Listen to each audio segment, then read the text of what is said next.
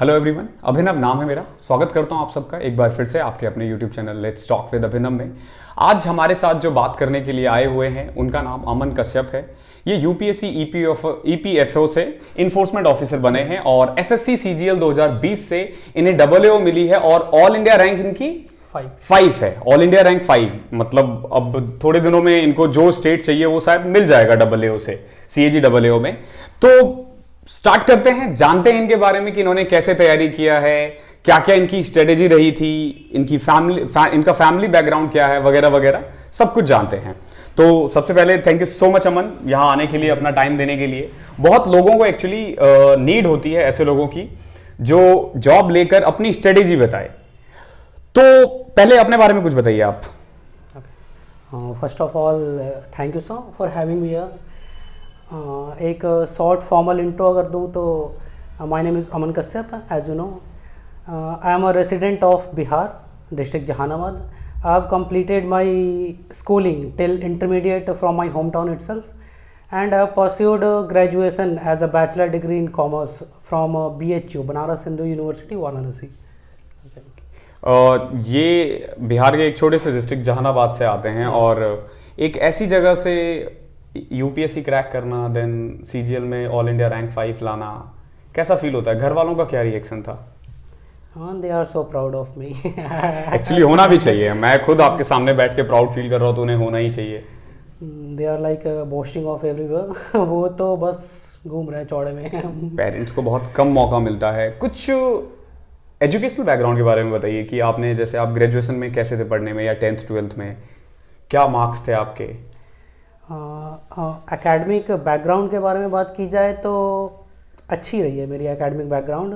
We all know in class 10th should I also disclose my marks? या okay, you are free to discuss anything.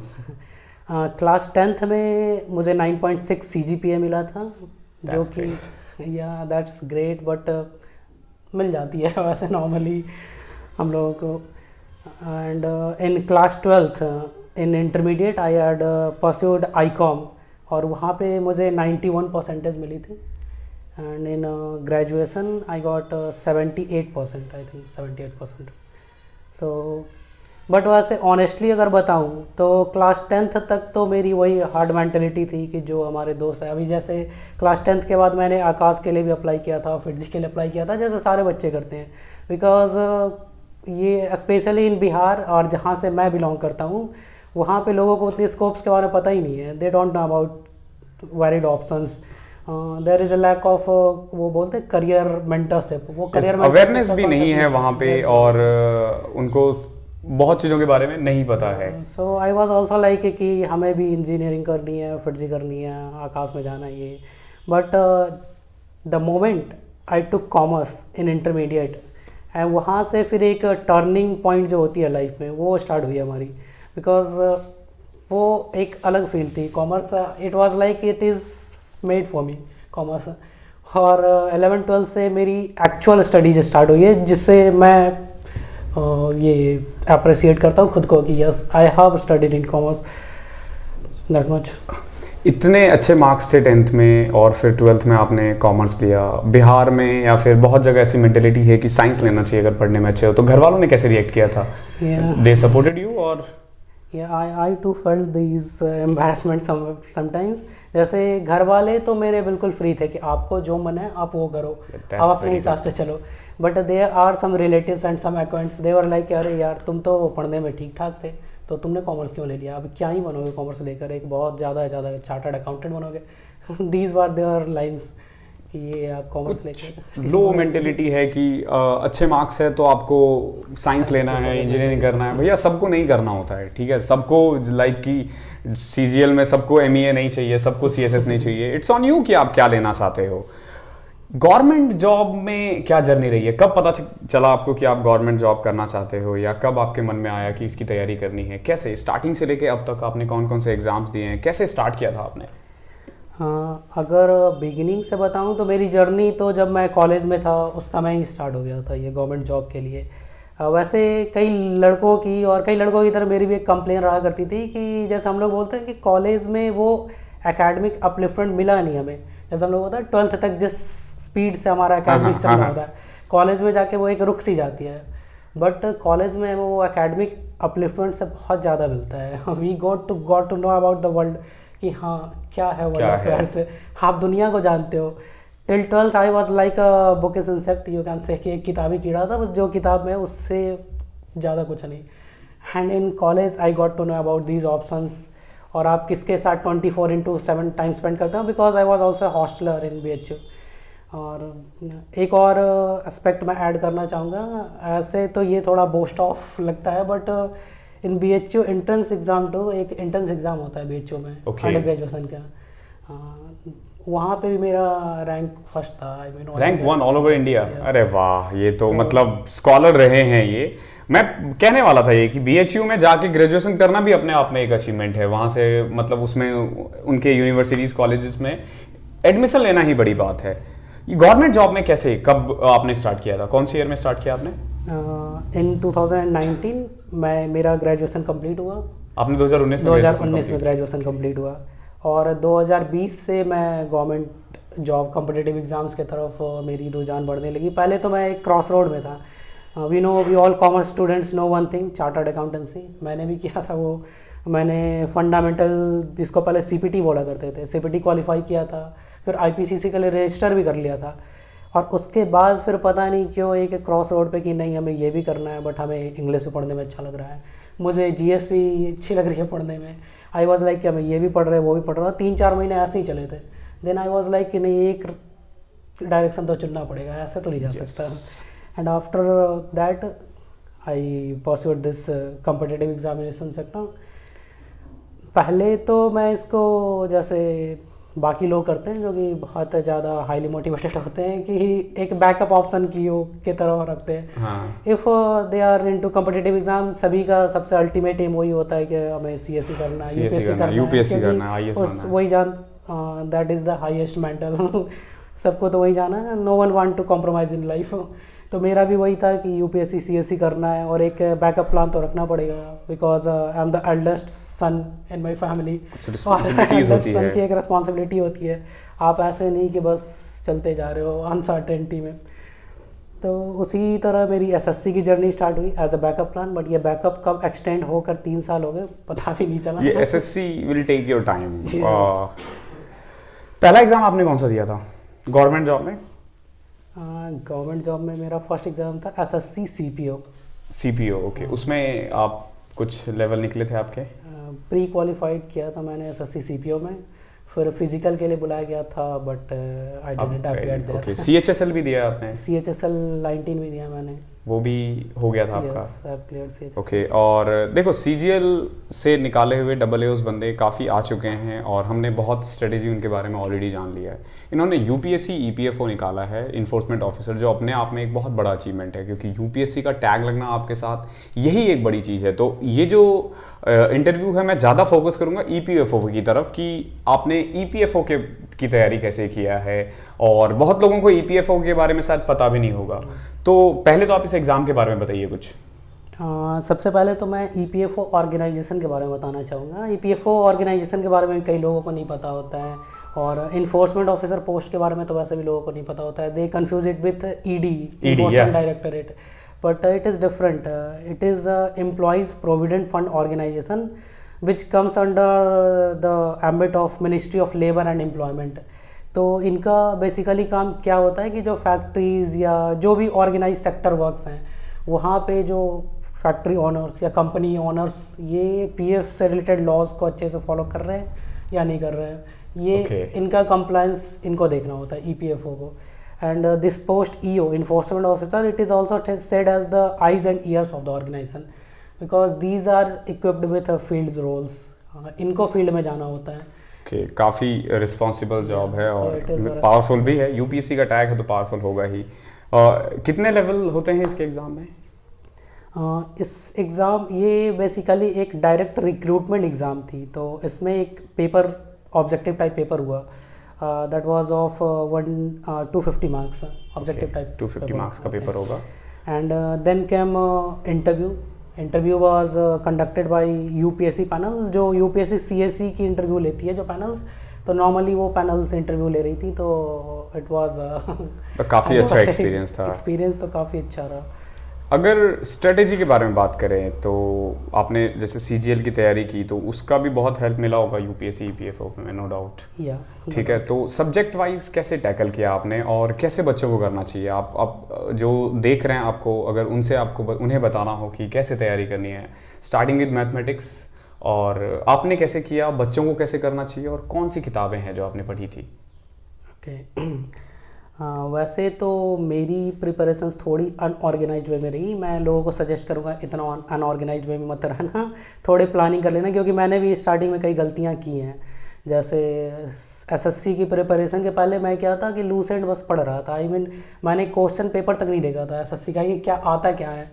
ये होता है ना कि there is plenty of knowledge everywhere, एक समुद्र है, आपको देखना है कि आपको उसमें से कितना पानी चाहिए। तो it is also like that कि वहाँ पे पूरा सागर भरा पड़ा है, आप देखो कि आपको चाहिए कितना। सबसे पहला काम तो वही होता है कि आप जो प्रीवियस ईयर पेपर्स होते हैं, आपको किसी भी एग्ज़ाम्स में जाने हैं, आप उसको एनालाइज़ करो। आपने उसको एनालाइज़ कर लिया, 50% काम वहाँ पे हो जाता है आपका, कि अब हमें सॉर्ट आउट हो जाता है ना कि अब हमें ये पढ़ने हैं, these are the sources that I have to opt.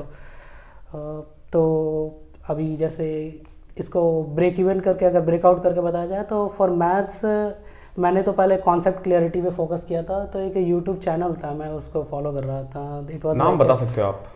E1 coaching centre, something like that. इसमें कोई E1 कोचिंग, भूतेश सर हैं, आई गेस भूतेश सर है E1 कोचिंग सेंटर। ओके, उनकी एक चीज़ हमें अच्छी लगी कि वो कॉन्सेप्ट क्लियरिटी पे ज़्यादा फोकस मतलब कर रहे थे, रादर देन टेक्निक्स, ट्रिक्स वगैरह वो बाद में आता है। He was focusing on concept clarity, तो कॉन्सेप्ट क्लियरिटी तो वहाँ से मिल गई। बट एंड सेकंड आपके पास फिर स्टेज आती है कि अब आपको प्रैक्टिस करनी है। Maths is all about concept clarity and then practice. अगर आपकी कॉन्सेप्ट क्लियर है पूरी, आप 100% मैथ्स जानते हैं, आप बिना प्रैक्टिस के जाते हो, आप 130-140 से ज़्यादा स्कोर नहीं कर सकते, नहीं कर पाओगे। यस, 60-70% आप स्कोर कर लोगे, but you can't cross 90%। SSC में तो बिल्कुल नहीं कर पाओगे आप। अभी जैसे UPSC वगैरह जो एग्जाम्स होती है, तो दे आर वहाँ पे एम्पल टाइम होता है। मैथ्स है भी नहीं वहाँ पे मैथ्स अगर 10-12 क्वेश्चन, जैसे ही जो हमारा EPFO का एग्ज़ाम था, तो वहाँ पे आई थिंक 10 to 12 क्वेश्चन आए थे। तो वहाँ पे आपको अगर एक क्वेश्चन नहीं भी पता ना, आप उसको, जैसे एक होता है परम्यूटेशन एंड कॉम्बिनेशन करके क्वेश्चन, हमें फॉर्मूला नहीं याद आ रही थी, मैं वहाँ पे जोड़कर पूरा बनाया था उसको, पूरा टोटल। इतना टाइम मिल जाता है? टाइम है वहाँ पे 5 मिनट में एक सॉल्व कर रहा था क्वेश्चन। बट ये SSC और बैंकिंग में ऐसा नहीं होता। SSC and banking is completely different. अगर आप प्रैक्टिस नहीं करते हो, आप कुछ नहीं हो, फिर वहाँ पे आप कंपटीशन के बाद। स्टूडेंट के लिए अगर आपको कोई बुक रिकमेंड करनी हो मैथ्स के लिए? वैसे तो एक सबसे सटीक बुक जो मैथ्स की आती है, वो किरण पब्लिकेशन की बुक्स आती है मैथ की, for practice, specially for practice. आप कॉन्सेप्ट क्लियर कर लो। इनफैक्ट वहाँ पे कॉन्सेप्ट क्लैरिटी भी होती है, वहाँ पे टाइप वाई टाइप क्वेश्चंस बटे होते हैं अलग अलग। तो आप फ्रॉम इजी टू हार्ड ऐसे एक लेवल, हाँ उसमें लेवल है और काफ़ी अच्छे से कर रखा है, तो आप किरण पब्लिकेशन ले सकते हो।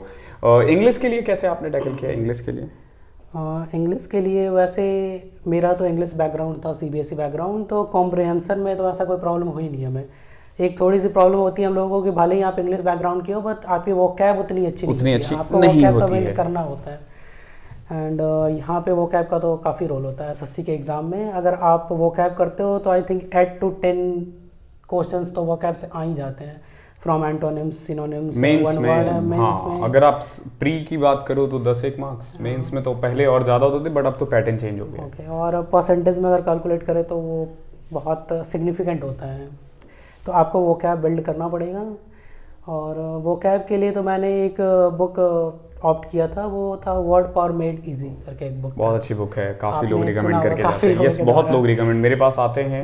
I think out of 7 or 8% जिसका मैंने इंटरव्यू लिया अब तक, 3 or 4 बंदों ने, कुछ लोगों ने तो बाद में भूल गए कि बताना कि यार ये किताब भी मैंने पढ़ी थी। तो आई मीन मतलब मैं ऐड करना चाहूँगा, वो कई लोग बोलते हैं कि it is a Bible for vocab, English vocab, and it is, ये एक बाइबल है इंग्लिश वोकैब के लिए। अगर आप वो बुक मतलब थ्रू आउट अगर पढ़ोगे तो आप, होता ना कि एक वो ऐसी बुक है जो एक परफेक्ट बुक कैसे लिखी जानी चाहिए, कैसे ह्यूमन साइकोलॉजी को वो अफेक्ट करती है बुक, वो उस तरीके से लिखी गई है बुक। आपको रटना ही नहीं है, वो बुक आप बस पढ़ते जाओ, आप बस पढ़ते जाओ, वो काम कर देगी बुक। तो वो बुक तो आप बिल्कुल प्रेफर करें, वर्ड पावर मेड। ग्रामर के लिए ग्रामर के लिए तो मैंने कुछ लेक्चर्स अटेंड किया था, ऑनलाइन लेक्चर्स हमें अवेल कर दिया था एक फ्रेंड ने हमें। वो लेक्चर्स थी शायद गोपाल वर्मा की, I think Gopal Verma sir, Gopal Verma English के हैं। लेक्चर्स थी। तो वॉइस नरेशन वगैरह काफ़ी काम करती है, क्योंकि वहाँ पे ROI बहुत ज़्यादा है, रिटर्न ऑन इन्वेस्टमेंट आपको बहुत मिलेगा। आप वॉइस नरेशन वगैरह थोड़ा सा भी देख लो आप, तो वॉइस नरेशन हो गया, कॉम्प्रीहेंशन आप कर लोगे, वो कैब आपको देखना है। और बाकी तो फिर बहुत ज़्यादा उसमें मैंने तो ग्रामर के लिए इन्होंने वीडियो फॉलो किया था, कोई बुक भी आपने फॉलो किया होगा ग्रामर के लिए? मैंने पर्सनली तो फॉलो नहीं किया। नहीं किया, ओके। और जैसे बताया इन्होंने वोकैब के लिए word power made easy, English के लिए इन्होंने गोपाल वर्मा को फॉलो किया था, Gopal Verma sir. Reasoning reasoning तो as such we all know कि 25 क्वेश्चन में से 20 क्वेश्चन तो आप बना ही लोगे। हाँ, आप कुछ भी वो ना हो करो, जाता फिर है। 20 क्वेश्चन आप यस, बना लोगे। अगर आप एवरेज स्टूडेंट भी हो तो आप कर लोगे। आपको बस फोकस करना है वो 4-5 क्वेश्चन पे, क्योंकि वो फिर एक आपको लीड देती है वो 4-5 क्वेश्चन से। और कुछ टॉपिक्स होते हैं जो आपको देखना होता है, जैसे सिलॉक्स होता है, कुछ काउंटिंग नंबर्स, ऐसे कुछ टॉपिक्स होते हैं जो मिसिंग आप नंबर्स, missing numbers इनइक्वालिटीज वगैरह। तो ये आप देख लो। और आप अगर प्रीवियस ईयर प्रैक्टिस करते हो तो आई डोंट थिंक कि आपको कोई फिर बुक्स की ज़रूरत है। आप रीजनिंग वहाँ से आप हो जाएगा, आपका कर लोगे। जो 4-5 क्वेश्चन आपको छूट रहा है वो प्रीवियस ईयर प्रैक्टिस करते करते आपका पूरा हो जाएगा। और इन लास्ट जीके का रोल अब बहुत इंपॉर्टेंट हो गया है, क्योंकि आपने पैटर्न देखा होगा, एसएससी का पैटर्न पूरा चेंज हो चुका है और आपने यूपीएससी ईपीएफओ का निकाला है। तो जीके को कैसे आपने टैकल किया? हाउ जीके भाई, जैसे एसएससी की बात करें तो इसमें तो कोई एक जो बोलते हैं ना कि एक फिक्स्ड सिस्टम होता है कि उसी के बीच से आती है जीके। जैसे अगर आप बैंकिंग एग्जाम्स में देखो तो वहाँ पे एक फिक्स्ड वो जो सिलेबस उसका फिक्स्ड होता है कि ये नॉर्मली फाइनेंशियल से रिलेटेड या इकोनॉमी से रिलेटेड या नॉर्मली ऐसे जीके ज़्यादा होते हैं। इन एसएससी जीके का कोई और छोर नहीं है, कहाँ से जीके आती है आपको ही नहीं पता चल सकता। आपने कैसे तैयारी किया था? तो आप एक बुक है, वो सबके पास होती है, लूसेंट की बुक होती है जीके की। मैं भी कहता हूँ बार बार, लूसेंट बहुत इंपॉर्टेंट किताब है। लूसेंट बहुत इंपॉर्टेंट है। आपको लूसेंट के अलावा ज़्यादा बुक्स फॉलो करने की ज़रूरत नहीं है, अगर आप लूसेंट कर लेते हो। कई लोग लूसेंट नहीं कर ये यूपीएससी ईपीएफओ के लिए भी हेल्पफुल है, बट ईपीएफओ के लिए आई वुड नॉट से कि आप लूसेंट आपको पूरी तरह वो सप्लीमेंट कर देगा। उसके लिए तो आपको स्पेशलाइज्ड बुक्स ऑप्ट करनी पड़ेगी। जैसे कुछ बुक्स होती है, मॉडर्न हिस्ट्री की स्पेक्ट्रम की बुक आती है, इंडियन पॉलिटी की लक्ष्मीकांत, जो पर्टिकुलर यूपीएससी की बुक्स है, जो पर्टिकुलर जो प्रीलिम्स के लिए जो प्रिपेयर करते हैं लोग। तो वैसे there are plenty of videos there on YouTube, वो सब के सब बुक लिस्ट एक बता रखा है यूपीएससी के लिए कि आपको कौन कौन से बुक्स फॉलो करने हैं। तो they work there for EPFO. आप स्पेशलाइज्ड बुक्स ऑप्ट करो, वो पढ़ने भी ज़्यादा आसान होते हैं एज़ कम्पेयर टू लूसेंट। कई लोग लूसेंट नहीं पढ़ पाते क्योंकि it is all about facts and facts and facts. Yes, उसमें काफ़ी फैक्ट्स है, तो याद करना थोड़ा सा टफ है, बट वो किताब बहुत अच्छी है, बहुत खूबसूरत है। अगर आप उसे याद कर पाओ, आप पढ़ पाओ, आप सीख पाओ, तो किताब बहुत अच्छी है। आपने एनसीईआरटी भी पढ़ी थी? एनसीईआरटी तो मैंने पढ़ी थी, क्योंकि मैंने जैसा बताया कि सभी का होता है कि हमें सीएसई करना है, तो एनसीईआरटी से तो स्टार्ट करते हैं, तो वो काम करती है। एनसीईआरटी क्या रोल है एनसीईआरटी का? अगर बहुत लोगों को एनसीईआरटी की इंपॉर्टेंस नहीं पता है, तो मैं चाहता हूँ आप बताओ उन्हें कि क्या रोल है। हाँ, बट एक चीज़ ऐड करना चाहूँगा कि NCERT is not for one time. आप एक बार एनसीईआरटी पढ़ के रख देते हो, आपको कुछ नहीं आएगा। ये बार बार मतलब आपको उसको रिपीटेटिव मोड पे आपको रिवाइज करना पड़ेगा एनसीईआरटी, क्योंकि एक बार आप पढ़ते हो तो वो बस एक कहानी की तरह, कहानी आपको समझ में आ जाएगी, फैक्ट्स नहीं पता चलेगा आपको फैक्ट्स जानने हैं और इन डिटेल आपको देखना है। वो होता है ना कि सेम पेज आप पहले बार पढ़ते हो, वही सेम पेज दूसरे बार पढ़ते हो, उससे कुछ और उभर के आएंगे दूसरे बार पढ़ने में। तो this is what NCERT is. वो काफ़ी कॉम्प्रिहेंसिव बुक है, वो उसको पढ़ने के लिए that is too advance book. वो लोग बोलते हैं ना कि यार इतनी पतली सी बुक है, क्या ही होगा इस बुक में, बट इसे पढ़ने के बाद अंडरस्टैंडिंग बहुत बढ़ जाती है। उसके बाद अगर आप कोई और किताब पढ़ोगे तो आपको पता चल जाता है कि क्यों चल रहा है, अकबर महान क्यों है, आप ये ल्यूसेंट से नहीं पता कर पाओगे, आपको एनसीईआरटी को गो थ्रू करना पड़ेगा। वो एनालिटिकल स्किल जो होती है वो एनसीईआरटी प्रोवाइड करती है। जैसे मैं 9th की एनसीईआरटी अभी देख रहा था, और उसमें जो क्वेश्चंस होता है एक्सरसाइज का, वो मैंने देखा, आई वाज लाइक कि एक 9th के स्टूडेंट में इतनी एनालिटिकल स्किल कहाँ से आ सकती है। आई मीन वो बहुत अपने लेवल से बहुत एडवांस है एनसीईआरटी अगर आप अच्छे से पढ़ते हो, और अब अगर आप उसे पढ़ोगे तो आपकी अंडरस्टैंडिंग अलग लेवल पे जाने वाली है। हाँ, बट जीएस सेक्शन में, जीएस में एक और सेक्शन है करंट अफेयर्स की। उसके लिए तो आई वुड से कि कई कोचिंग्स वाले भी करते हैं, मैराथन सीरीज वगैरह करके वो लाते हैं 6 घंटे की 8 घंटे की। आप वो कर सकते हो, उसका ROI बहुत अच्छा है, रिटर्न ऑफ इन्वेस्टमेंट, यस बहुत अच्छा है। अगर आपने 6 घंटे 8 घंटे की कर ली, आप आराम से वहाँ पे 5-6 क्वेश्चन कर लोगे करंट अफेयर्स का। तो वो आप करो। पढ़ाई के अलावा कुछ हॉबीज़ वगैरह हो आपकी? ऑन पेपर हॉबीज़ की बात की जाए तो जैसा सबका होता है, बहुत कॉमन है कि reading, I like reading books, fictional books, non fictional books, mythological books, classical books. But जो होता है ना कि अगर आप इंट्रोस्पेक्ट करते हो कि रियली इज इट मतलब ये क्या है आपके अंदर, या बस आप एक हार्ड मेंटालिटी में जा रहे हो कि हाँ सबको पसंद है तो हमें भी पसंद है। अभी जैसे फ्री टाइम में मैं बुक्स पढ़ रहा था तो I realise that I am a very slow reader. मतलब अगर कंपेयर करूँ मैं अपने छोटे भाई से, तो दोनों ने एक बुक्स उठाई थी, सेम बुक वो 4 दिन में ख़त्म करके चला गया, मुझे वो बुक ख़त्म करने में 15 दिन लगे थे। ये होता है, इट्स ऑन यू कि इंटरेस्ट कितना है आपका। बट यह रीडिंग हॉबी तो है मेरी, और एक और मेरी हॉबी है, वो थोड़ी सी बचकानी टाइप की है। मैं कॉमिक ड्राइंग वगैरह ज़्यादा पसंद करता हूँ, वो छोटे छोटे पेंटिंग्स होते हैं। अच्छी बात है, काफ़ी अच्छी बात है। तो हॉबीज़ कोई सी भी होनी चाहिए। Is like a pass time. वो होता है ना कि आपको एक सेंस ऑफ फुलफिलमेंट वो प्रोवाइड करती है कि आप अपने कोर एक्टिविटी से हट के आप किसी चीज़ के लिए टाइम चुरा कर आप कुछ कर रहे हो। Yes this is. नहीं तो बच्चे तो अभी वैसे भी कर रहे हैं, स्क्रॉल कर रहे हैं, दिन भर रील्स स्क्रॉल करते हैं, शॉर्ट्स स्क्रॉल करते हैं। तो उससे अच्छा ये कर लो। वो काफ़ी डिट्रीमेंटल है आपके मेंटल हेल्थ के लिए, तो बहुत ज़्यादा डिट्रीमेंटल है। मैं सजेस्ट करूँगा उससे अच्छा आप एक 3 घंटे की मूवी देख लो, लेकिन वो मत करो। यस। तो अब आपके पास 2 जॉब है, यूपीएससी EPF हो, इन्फोर्समेंट ऑफिसर हो आप उसमें, और SSC CGL के थ्रू आप AAO बने हो। तो दोनों की ही ज्वाइनिंग आने वाली है, तो क्या ऑप्ट करने वाले हो आप?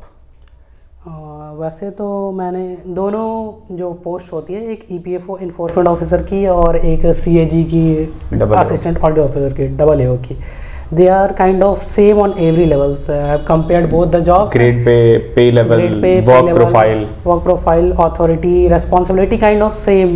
So now the deciding factor would be कि हमें कहाँ पोस्टिंग मिलती है। I have applied my preferences of states कि मुझे कहाँ चाहिए। अब जो भी लोकेशन जो हमें प्रिफर्ड होगी, normally I would like to work in either in Bihar और इन यूपी और इन दिल्ली। अगर जिस पोस्ट में हमें ये मिलती है तो आई वुड प्रिफर दैट। तो मतलब AAO के बारे में बहुत नेगेटिविटी है मार्केट में, तो आपको ऐसा तो नहीं कि EPFO में इन्फोर्समेंट ऑफिसर ही ज्वाइन करना है? मतलब I mean there is nothing like that. मैं पर्सनली अगर अपने बारे में बताऊँ तो ये जो 2020 का CGL का एग्ज़ाम मैंने जो दिया था, प्रीलिम्स देने के पहले ही मेरे दिमाग में ऐसा डिसाइडेड था कि अगर प्रीलिम्स मेरा AAO का कट ऑफ क्लियर नहीं होता, I would leave it. Yes, I remember कि आपने मुझे बहुत दिन पहले ही मैसेज किया था कि सर मेरा ना, मतलब तब मैं कि मेरा एक ड्रीम पोस्ट है AAO। सही है, AAO मेरा ड्रीम पोस्ट था। मुझे वो पोस्ट चाहिए जो मेरी पर्सनालिटी को एक अपलिफ्टमेंट दे, ताकि वो होता ना कि मैं मिरर के सामने खड़े होकर 5 साल बाद अगर बोल सकूँ कि नो आई हैव चेंज, 5 साल पहले मैं ये नहीं था। मुझे वो वाली चाहिए। लोग पूछते हैं तुम्हारा एम क्या है, 5 साल बाद 10 साल बाद तुम अपने आप को कहाँ पे देखते हो? तो मैं अपने आप को वहीं पे देखता हूँ कि मिरर के सामने खड़े होकर मैं बोल सकूँ नहीं अमन, 10 साल में तुम वो अमन नहीं रहे जो 10 साल पहले थे। और ऐसा होना चाहिए। AAO की जॉब की सबसे अच्छी खासियत यही है, मुझे हो गए हैं 10 महीने, बट मैं पिछले 5 साल से AAOs के साथ काम कर रहा हूँ। मैं पहले डिपार्टमेंट में ऑडिटर था, तो AAOs के साथ ही काम करता था कि इनको ना इतनी पढ़ाई करनी होती है, और ऐसे काम का ना डाइवर्सिटी है ना, बहुत कुछ सीखते हो, नए नए लोगों से मिलते हो, तो आपका पर्सनल तो इन्हेंसमेंट होगा ही होगा। बाकी बहुत मार्केट में मिथ है, उसके लिए ना मैंने एक वीडियो अपलोड कर दिया है, आप job profile of assistant audit officer, वो आप जरूर देखो, आपको पता चलेगा सैलरी से लेके कि क्या काम है, ब्ला ब्ला ब्ला, जितनी भी चीज़ें हैं ना AAO के बारे में, सब कुछ आप जान लोगे। तो आप जरूर देखना, मैं डिस्क्रिप्शन में या फिर यहाँ आई मार्क आएगा, आप वहाँ पे देख लेना, आप क्लिक करोगे वहाँ पे वीडियो खुल जाएगा, वो जरूर देखना इस वीडियो के बाद। तो अमन भाई थैंक यू सो मच यहाँ आने के लिए, आपने अपना इतना कीमती टाइम दिया है। ये भाई साहब जहानाबाद से स्पेशली मुझसे मिलने के लिए पटना आए हैं, तो थैंक यू सो मच इतना टाइम निकालने के लिए मेरे लिए और इन बच्चों के लिए जो देख रहे हैं, ठीक है। और आगे चल के आपका UPSC CSE का सपना है, तो उसके लिए ऑल द बेस्ट। मैं चाहता हूँ कि आपको दिल्ली मिले और वहाँ जाके आप कोई कोचिंग करो और अच्छे से तैयारी करो।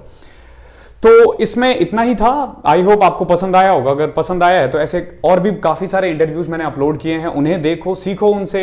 अगर कुछ छूट गया है इनसे जो मैंने नहीं पूछा और आप पूछना चाहते हो, यस एक question, I am so sorry, मैं एंड में पूछ रहा हूँ, मैं बीच में इसको ऐड करूँगा। पेपर 4 की तैयारी आपने कैसे की? CGL AAO के लिए पेपर 4 की तैयारी आपने कैसे किया?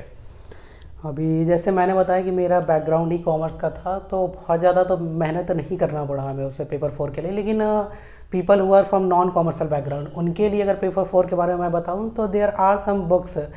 आप CA CPT के बारे में जानते होंगे, CA की पेपर्स होती है चार्टर्ड अकाउंटेंट की, तो उसकी पहले तो CPT होती थी, it was like common proficiency test. Yes yes. But अभी इसको फाउंडेशन कोर्स बोला जाता है, फाउंडेशन का एग्ज़ाम, तो उसकी बुक्स होती है। हमारे टाइम में तो फंडामेंटल ऑफ अकाउंट बुक होती थी उसकी, और एक जनरल इकोनॉमिक्स बुक होती थी। आप वो दोनों बुक प्रिफर करो, they are more than enough. आप बहुत आराम से उसको ये कर सकते हो। आप 2 से ढाई महीने अगर 2 घंटे भी अगर देते हो इसके लिए, पेपर 4 के लिए, आप उसमें एक डिसेंट स्कोर के साथ आगे बढ़ोगे। आपके कितने मार्क्स थे? I got 165। 165 काफ़ी अच्छे हैं। एवरेज स्टूडेंट के 130 140 रहते हैं इसमें, तो 165 तो वैसे ही आपको लीग से काफ़ी आगे कर देगा। तो थैंक यू सो मच अमन भाई अगेन। तो इस इंटरव्यू में इतना ही था। आई होप आपको पसंद आया होगा। अगर और भी ऐसे इंटरव्यूज चाहते हो तो नीचे जो सब्सक्राइब का बटन है उसको क्लिक कर देना और बेल आइकन भी प्रेस कर देना। मिलते हैं अगले इंटरव्यू में, तब तक के लिए कीप स्टडी।